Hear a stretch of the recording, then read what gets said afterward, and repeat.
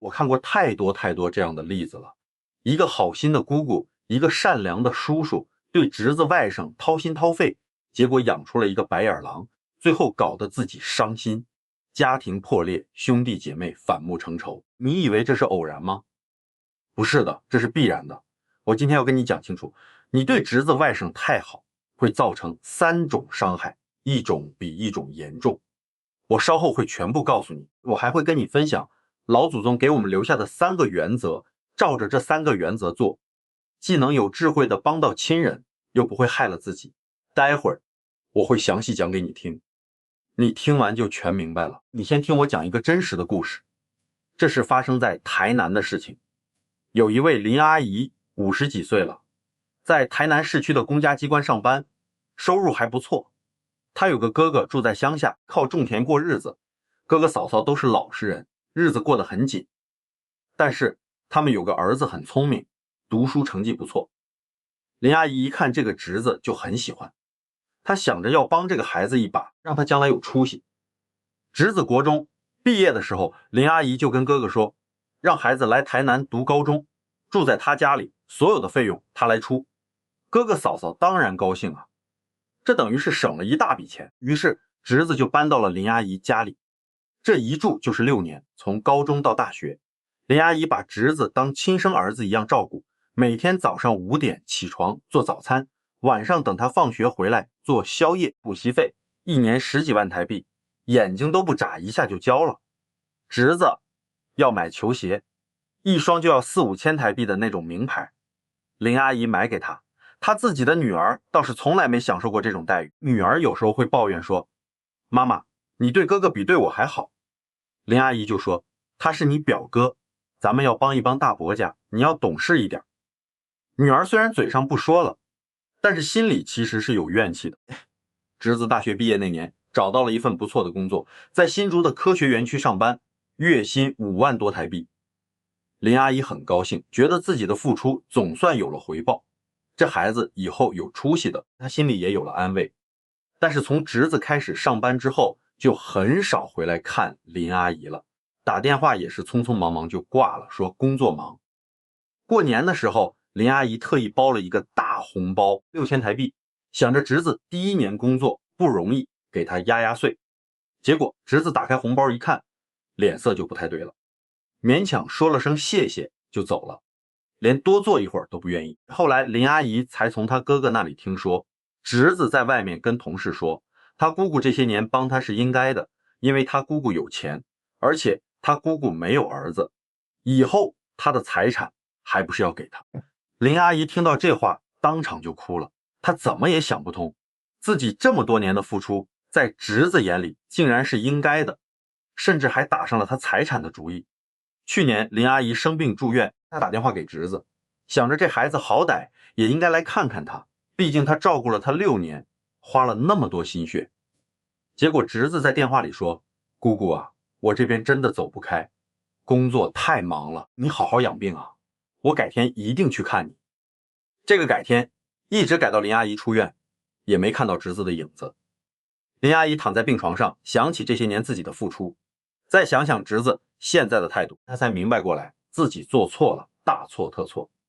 她不是错在对侄子好，她错在对侄子太好了，好到让这个孩子觉得一切都是理所当然的，好到让这个孩子失去了感恩的心，好到破坏了整个家族的秩序。你说这是谁的错？是侄子的错吗？当然是，但更是林阿姨的错，是她用错误的方式在行善，最后害了这个孩子，也害了她自己，还害了她的女儿。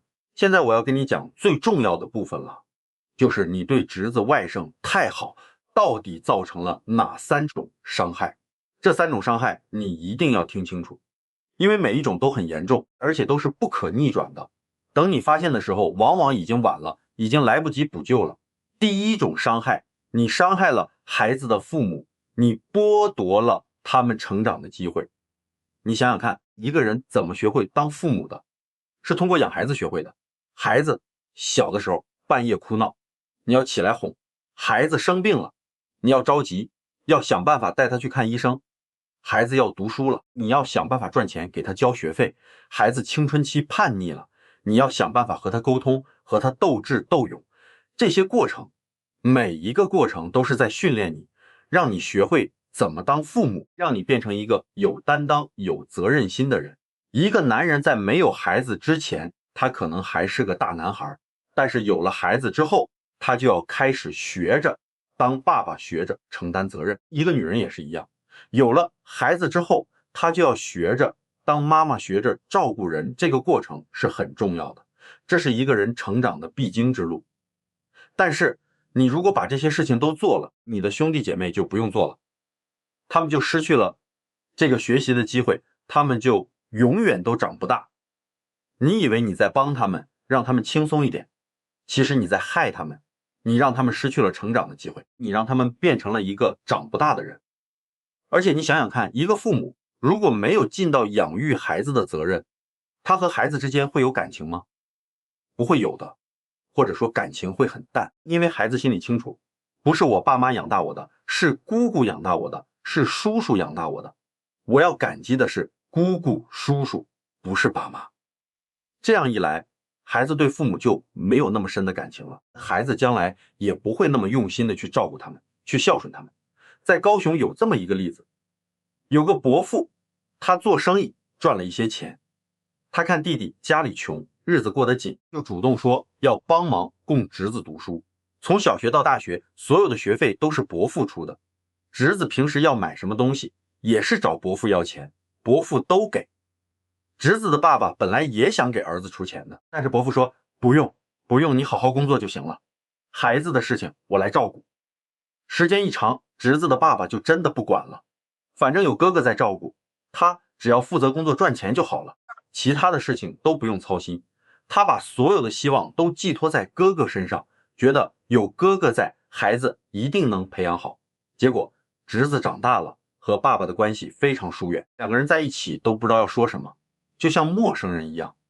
过年的时候，侄子宁愿去伯父家，也不愿意回自己家，在自己家待不到3天就走了，说要去伯父那边。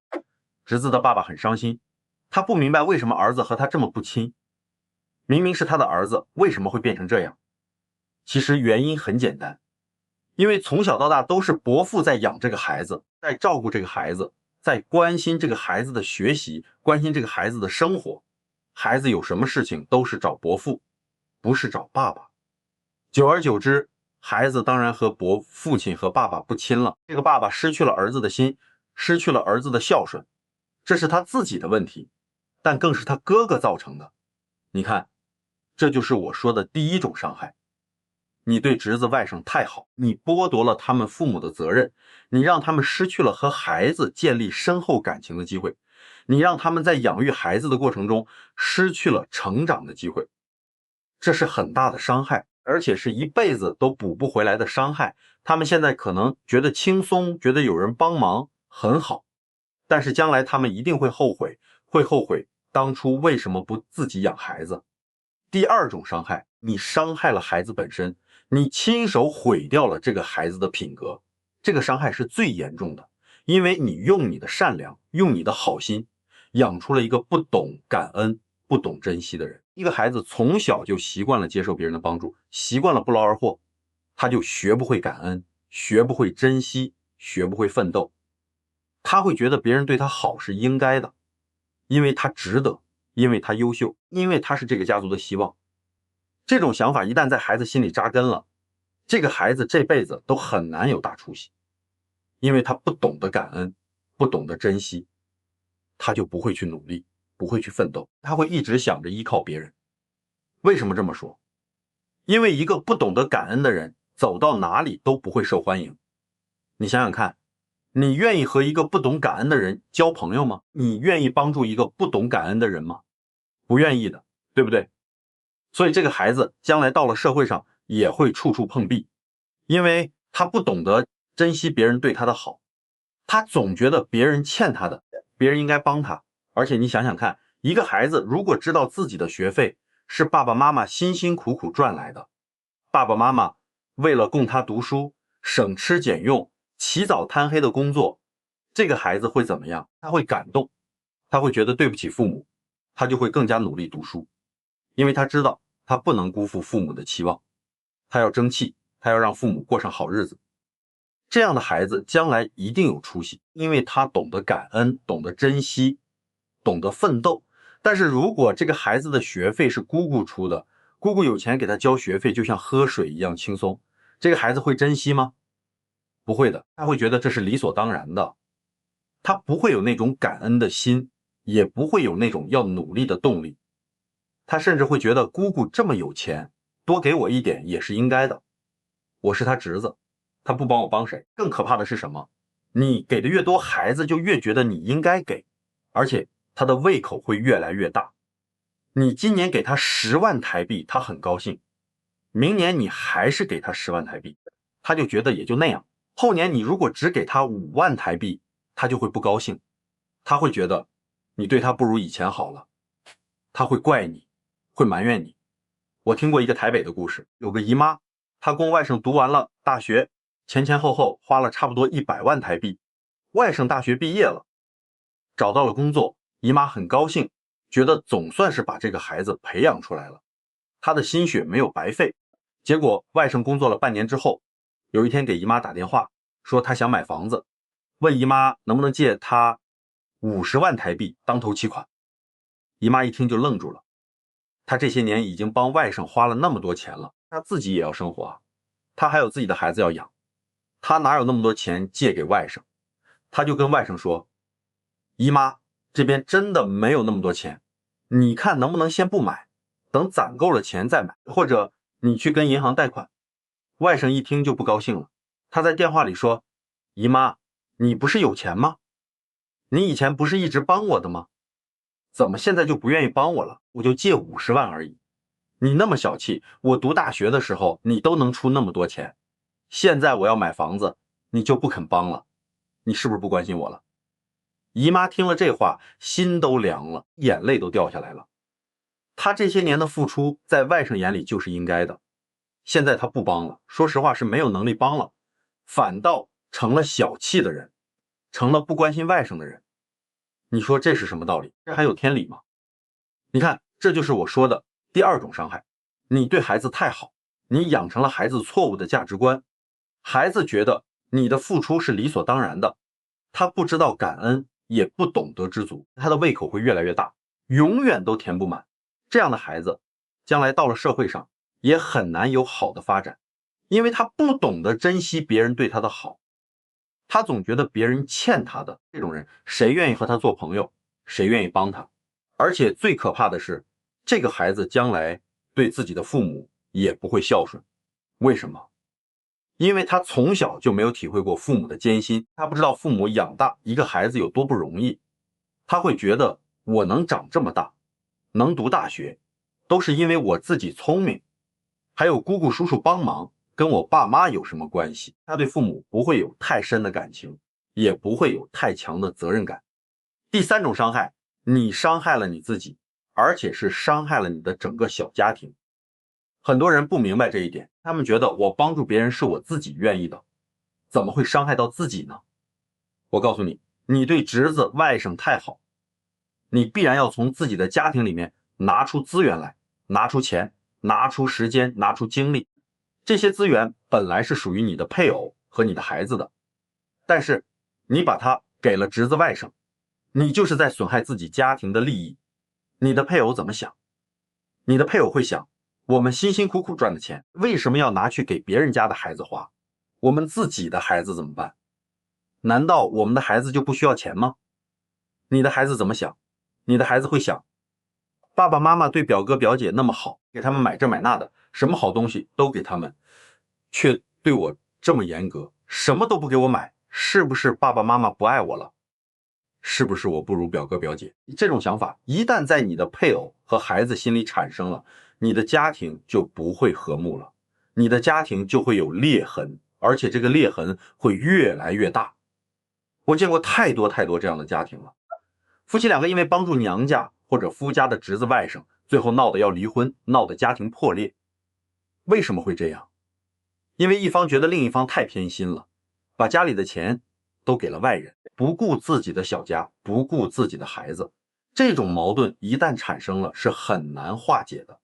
因为涉及到钱，涉及到孩子，这是最容易产生矛盾的地方，也是最难化解的地方。而且你想想看，你对侄子外甥那么好，你付出了那么多，你花了那么多钱，你费了那么多心思，结果侄子外甥不领情，不感恩，甚至还觉得你给的不够，你心里会怎么样？你会难过，会伤心，会觉得自己被辜负了，会觉得自己白付出了，这种精神上的伤害比物质上的损失更严重，因为它会让你对人性失望，会让你觉得好人没好报，会让你觉得这个世界太不公平了。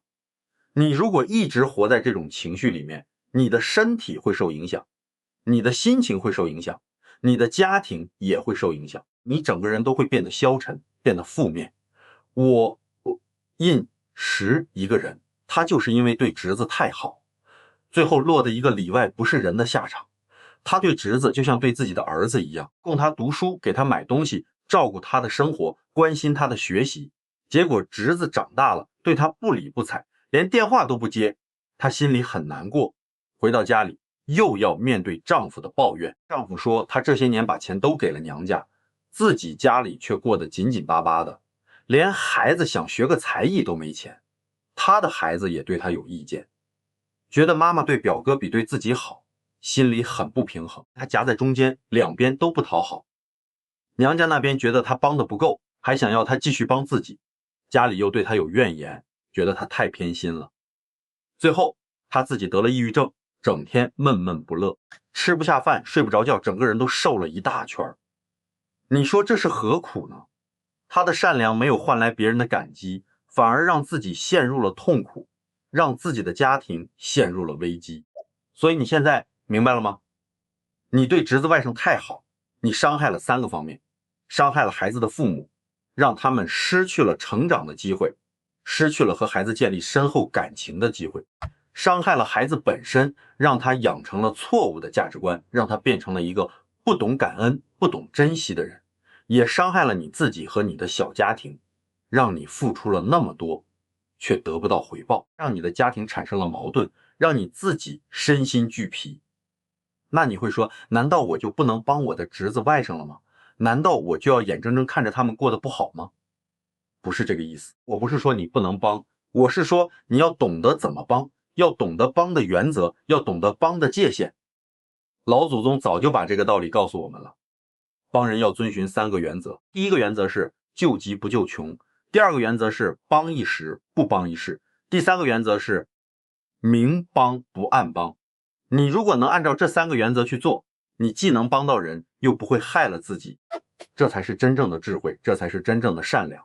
我先讲第一个原则，救急不救穷。什么叫急？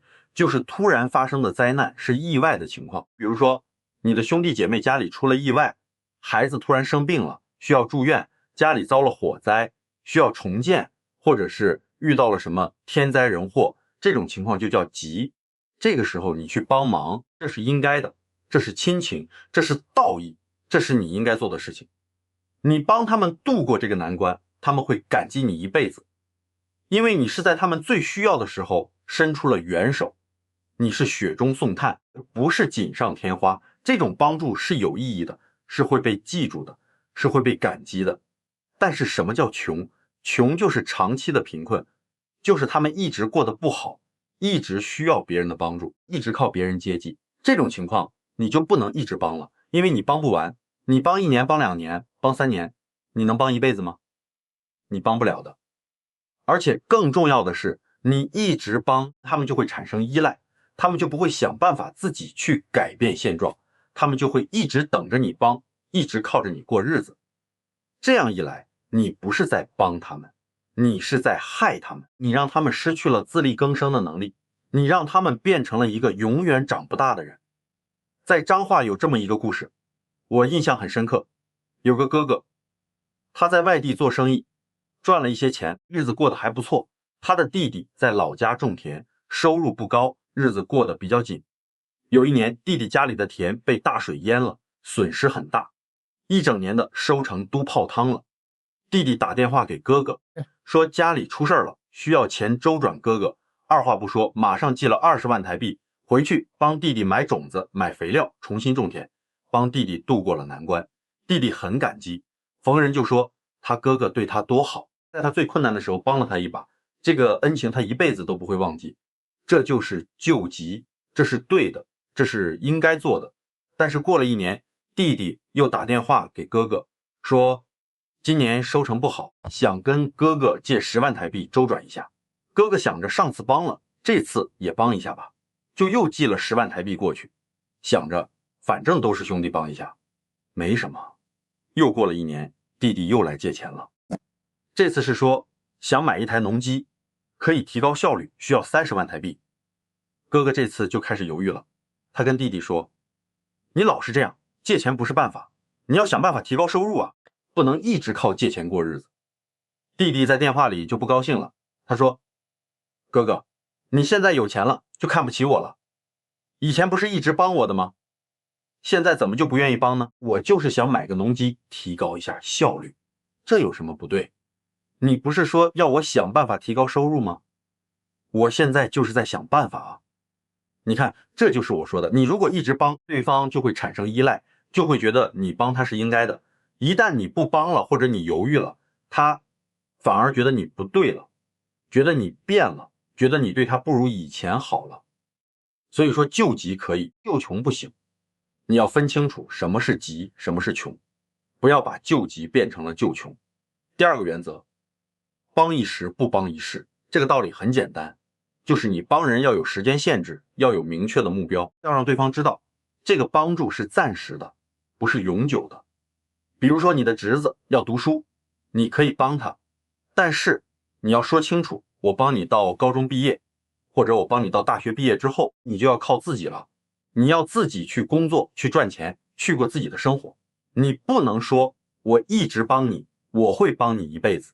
你这样说了，对方就会一直依赖你，他就不会想着要独立，不会想着要靠自己。而且你要让对方看到希望，看到终点。你告诉他，我帮你这几年是希望你能好好读书，将来找到好工作，能够自力更生，能够过上好日子。你如果好好努力，将来你就不需要别人帮了，你自己就能过得很好，甚至你还可以去帮助别人。你这样说，对方就会有动力，他知道这个帮助是暂时的，他要抓住这个机会，好好努力，不能一直依赖别人，因为别人不可能帮他一辈子。无限期的帮助是在害人，因为它让人失去了奋斗的动力，失去了向上的意志。你想想看，如果一个人知道，不管他怎么样，反正都有人会帮他，反正有人会照顾他，他还会努力吗？不会的，他会选择躺平，会选择依赖别人，会选择做一个永远长不大的孩子。这样的人生有什么意义呢？他永远都体会不到通过自己的努力获得成功的那种喜悦，他永远都体会不到靠自己的双手创造财富的那种成就感。他永远都是一个被照顾的人，一个需要别人帮助的人，他永远都抬不起头来。而且你要让被帮助的人保持自尊，这一点很重要。一个人如果一直接受别人的帮助，他的自尊心会受到伤害的，他会觉得自己很没用，很失败，他会觉得自己比不上别人，他会有自卑感。但是如果你告诉他，我只帮你这一段时间之后，你就要靠自己了，你要通过自己的努力去改变自己的命运，他就会觉得这不是施舍，这是给他一个机会，一个重新开始的机会，一个改变命运的机会。他还有自尊，他还有动力去奋斗，去改变，去证明自己。第三个原则，明帮不暗帮，这个原则很重要，但是很多人不懂，很多人都做错了。什么叫明帮？就是你帮人要光明正大，要让所有相关的人都知道，不要偷偷摸摸的，不要背着人做。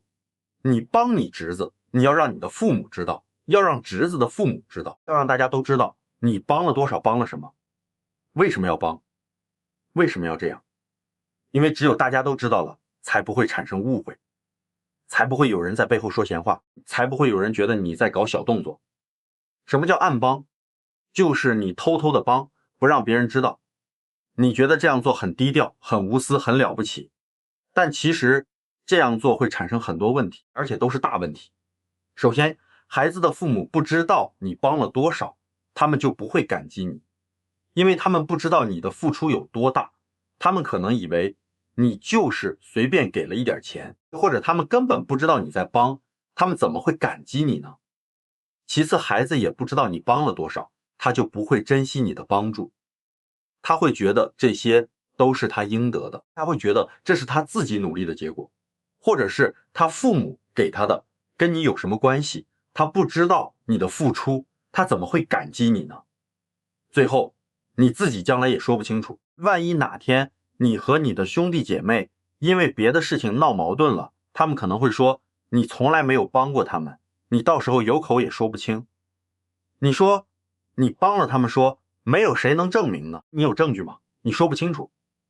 我听说台中有这么一个家族，姐姐一直在暗中帮助弟弟家的孩子，给孩子买东西，给孩子学费，但是她都是私下给的，不让弟弟弟媳知道，她通过孩子直接给，她觉得这样做是为了不让弟弟难堪，不让弟弟觉得欠她的，她觉得自己做得很好，很体贴。结果过了几年，家族聚会的时候，有人无意中提起这件事，说姐姐这些年一直在帮忙，孩子的很多东西都是姐姐买的。弟弟弟媳一听，当场就变了脸，他们不但没有感激姐姐，反而觉得姐姐在看不起他们，觉得姐姐在背着他们做这些事情，是不尊重他们，是在瞧不起他们，觉得他们没能力养孩子。弟媳当场就说，我们虽然没什么钱，但是我们有能力养自己的孩子，你为什么要背着我们给孩子东西？你这是什么意思？你是不是觉得我们养不起孩子？你是不是在嘲笑我们？这下好了，本来是一片好心，结果搞得大家都不愉快。姐姐觉得委屈弟弟，弟媳觉得被羞辱，一家人闹得很不愉快。所以说，帮人要光明正大，要让孩子的父母参与决策，要让他们知道你在帮什么，帮了多少，为什么要帮。你要征求他们的意见，你要尊重他们，你要让他们觉得这是整个家族在帮这个孩子，不是你一个人在帮这个孩子。这样一来，他们会感激你，孩子也会知道这是经过父母同意的，是整个家族都关心他，不是你一个人在施舍他。孩子就不会把你的帮助当成理所当然的了，他会知道这是长辈的关心，是家族的温暖，他会学会感恩。这三个原则：救急不救，穷帮一时不帮一世，明帮不暗帮。你记住了这三个原则，你就知道怎么去帮人了。帮人不是不可以，但是要有智慧，要有原则，要有界限。你如果没有这些，你的善良就会变成伤害，你的好心就会办坏事，你就会好心做坏事，最后害人害己。那真正的善良到底是什么？我告诉你，真正的善良不是无原则的付出，不是无限制的给予，而是有智慧的帮助。什么叫有智慧的帮助？就是你帮人的时候，不光要考虑对方现在需要什么，还要考虑你这样帮会给对方带来什么样的影响，会给对方的将来带来什么样的后果。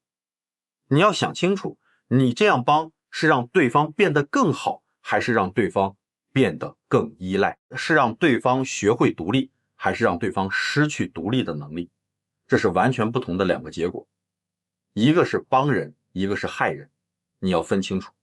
真正的爱是让对方成长，而不是让对方依赖。你对孩子好，是希望孩子将来能够独立，能够自己面对人生的挑战，能够自己解决问题，能够自己过好自己的生活，而不是希望孩子永远都需要你的照顾，永远都离不开你。你如果真的爱这个孩子，你就要适当的放手，要让他学会自己承担，学会自己面对困难，学会自己解决问题。你如果一直把他保护得好好的，一直为他遮风挡雨，他就永远都长不大。他一旦离开了你的保护，他就会不知所措，他就会在社会上碰得头破血流，因为他没有经历过挫折，没有学会怎么应对困难。孔子说过一句话，叫因材施教。什么意思？就是说教育孩子要根据孩子的特点来，不能一概而论，不能用同样的方法教所有的孩子。帮人也是一样的道理，你要看对象，要看时机，要看情况，不能一概而论。有些人你帮他一把，他能站起来，他会感激你；他会努力向上，他会通过自己的努力改变命运。但有些人，你帮他一把，他反而会躺下来，他会觉得有人帮他，他就不用努力了，他就会一直依赖你，一直等着你帮。你要学会分辨这两种人，要把你的善良用在值得帮的人身上，不要把你的善良浪费在那些不值得帮的人身上。这不是说你冷血，这不是说你无情，这是说你要有智慧，你要懂得怎么帮人，你要知道什么样的帮助是真正有用的，什么样的帮助是在害人。有句老话说得好，慈悲多祸害，方便出下流。这话听起来很刺耳，很难听，但确实是真理，确实是老祖宗的智慧。什么意思？就是说，你如果对别人太慈悲、太方便、太好说话，你就会给对方制造祸害，也会给自己制造祸害。你对一个人太好了，太方便了，什么都答应他，什么都帮他，这个人就会变得懒惰，变得贪婪，变得不懂感恩，变得得寸进尺。他会觉得你好欺负，他会觉得你应该帮他，他会一直向你索取，永远都不会满足。所以说，善良是要有原则的，帮助是要有智慧的。你不能因为你有一颗善良的心，就什么都去做，就什么人都去帮。你要分清楚谁值得帮，谁不值得帮，什么情况该帮，什么情况不该帮，这才是真正的智慧，这才是真正的善良。那怎么做到有情有义又有智慧呢？我告诉你几个方法，你记住了。第一，你要守住自己的本分。什么是你的本分？你的本分就是照顾好你的父母，照顾好你的配偶，照顾好你的孩子，这是你的第一责任，这是你首先要做好的事情，这是你不能推卸的责任。你只有把你的本分做好了，你才有资格去帮别人，你才有能力去帮别人。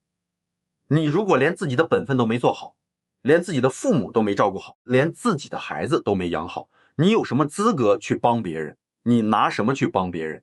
对兄弟姐妹家的孩子，你保持适度的关心就可以了。什么叫适度的关心？就是逢年过节的时候给个红包，孩子生病的时候去探望一下，孩子考上大学的时候表示祝贺一下，孩子结婚的时候包个红包，这就够了。这就是一个长辈应该做的事情。你不需要把人家的孩子当成自己的孩子一样对待，你不需要去承担人家父母应该承担的责任，你只需要做一个关心他的长辈就可以了，做一个疼爱他的长辈就可以了。你给他的是关心，是疼爱，不是责任，不是义务，你要分清楚这个界限。第二，你如果真的要帮忙，你要看你父母的态度。如果你的父母主动跟你说，你去帮你哥哥家的孩子，或者帮你妹妹家的孩子，他们家里确实有困难，你有能力就帮一下，那你去帮，这是尽孝，这是听父母的话，这是对的。但是你也要跟父母说清楚，你能帮到什么程度，你的能力范围在哪里，你不能让父母以为你什么都能做，结果你做不到，到时候父母还会埋怨你，会觉得你不孝顺不听话。你要让父母知道你的能力范围，你要让父母知道你还有自己的小家庭要照顾，你还有自己的孩子要养，你不能把所有的钱都拿去帮别人，你要顾全你自己的小家，你不能因为帮助侄子外甥而让你自己的父母担心你的小家庭过得不好，你不能让父母为你操心。第三，培养孩子的感恩心比给钱更重要。你如果真的想帮侄子外甥，你最应该做的不是给他钱，不是给他买东西，而是教他做人的道理，教他怎么做一个好人，教他怎么做一个懂得感恩的人。你要让他知道，世界上没有无缘无故的爱，没有无缘无故的帮助，别人帮你那是恩情，不是应该的，不是理所当然的。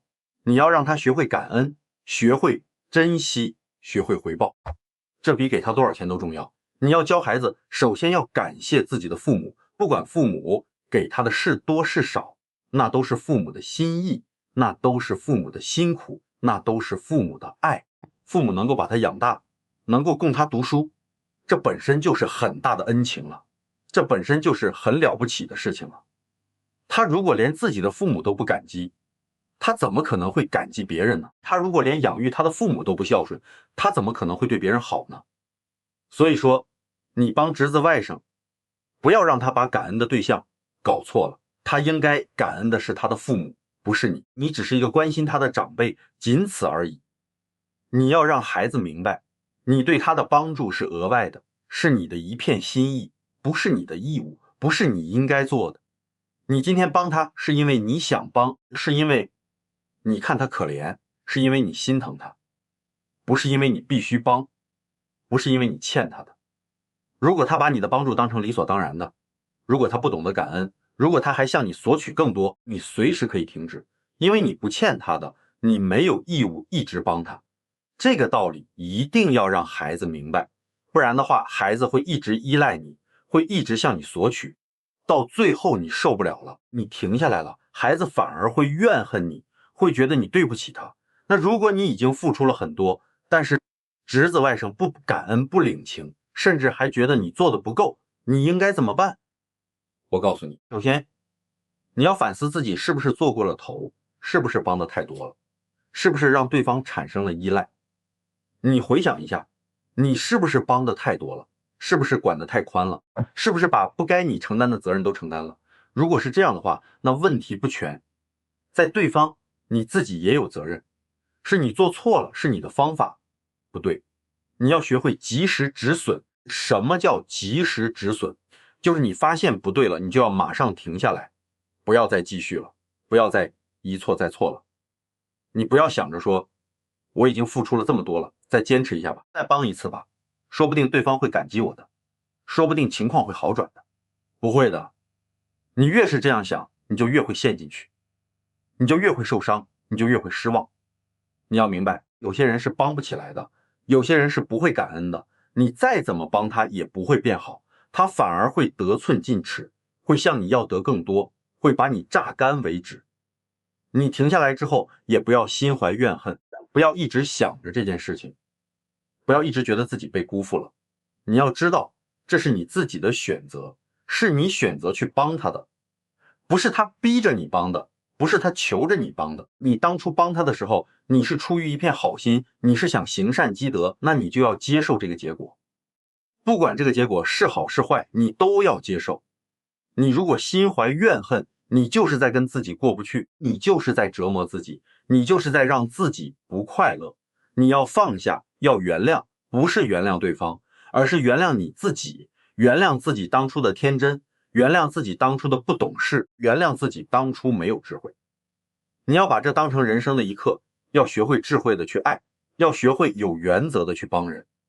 你以前不懂得什么叫智慧的爱，你以为爱就是付出，就是给予，就是无条件的好。现在你知道了，爱是要有原则的，爱是要有界限的，爱是要有智慧的。你吃了这个亏，你交了这个学费，你就学到了这个道理，你以后就不会再犯同样的错误了。这也是一种成长，这也是一种收获，这也是一种智慧。你要这样想，你的心就会平静下来，你就不会那么难过了。我听说台东有位阿姨，她就经历过这样的事情，她对侄子特别好，供他读书，给他买东西，照顾他的生活。结果侄子长大了，对他不理不睬，连电话都不接。他一开始很伤心，很难过，整天以泪洗面。他想不通为什么会这样，他觉得自己太失败了。后来他想明白了，他觉得自己确实做错了，做过了头了，他停止了对侄子的过度付出，他把精力放回到自己的家庭上，放到自己的孩子身上，放到自己的父母身上。他开始好好照顾自己的家人，开始享受自己的生活，开始做自己想做的事情。没想到过了1年之后，侄子反而开始主动联系他了，开始对他有礼貌了，开始关心他了，过年过节会打电话问候他。为什么会这样？因为当他停止过度付出的时候，侄子反而意识到他的好了，反而开始珍惜他了，反而知道他不是理所当然要对他好的。这就是人性，你给的太多了，别人不珍惜，你不给了别人，反而知道你的好了。所以说，帮人要掌握这个度，要懂得进退，要懂得收放，这才是真正的智慧。从家族传承的角度来看，每个小家庭都要学会独立，都要学会自己承担责任。什么叫家族兴旺？不是说家族里面有一个特别有钱的人，然后这个人去帮助所有的亲戚，去接济所有有困难的人，这不叫家族兴旺，这叫一个人撑起一个家族，这是很累的，也是不长久的，也是不健康的。真正的家族兴旺是每一个小家庭都能自立自强，都能过得好，都能把自己的孩子培养好，都能把自己的父母照顾好，每个人都能靠自己的努力过上好日子，每个人都能承担起自己的责任，这样的家族才是真正兴旺的家族，这样的家族才能长久。你想想看，如果一个家族里面每个人都依赖一个有钱的亲戚，每个人都等着这个亲戚来帮忙，这个家族会有活力吗？不会的，这个家族会慢慢的失去奋斗的动力，会慢慢的变得懒惰，变得没出息，变得越来越差。但是如果每个人都知道要靠自己，要努力奋斗，要把自己的小家庭经营好，要把自己的孩子培养好，这个家族就会充满活力，就会一代比一代强，就会越来越兴旺。每个人都在努力，每个人都在进步，这样的家族才有希望，才有未来。所以说，你的善良要用在刀刃上。什么是刀刃上？就是用在最应该用的地方，用在最重要的地方。你应该把你的精力、你的时间、你的金钱用在帮助父母养老上面，用在培养自己的孩子上面，这是你的本分，这是你的责任，这是你必须做好的事情。你把这些事情做好了，你就是一个好儿女、好父母、好配偶，你就尽到了你的责任，你就对得起你的家人。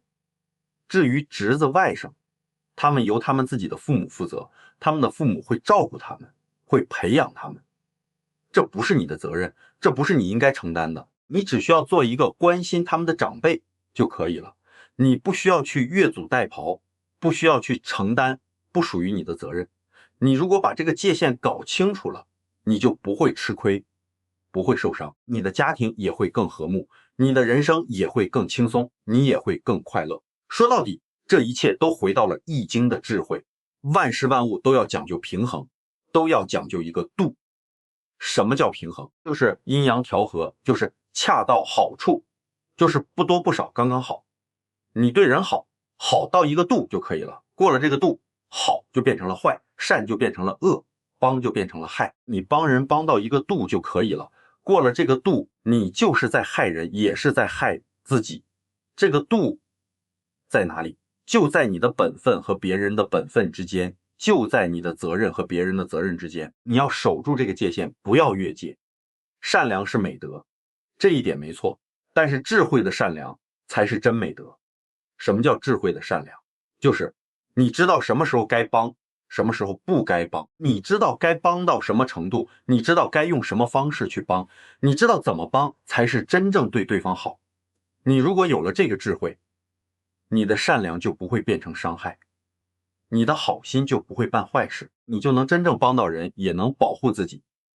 对兄弟姐妹家的孩子，你保持适度的关心，这是恰到好处的，这是最好的相处方式。你不冷漠，不无情，但也不过度，不越界。你给他们温暖，但不让他们依赖。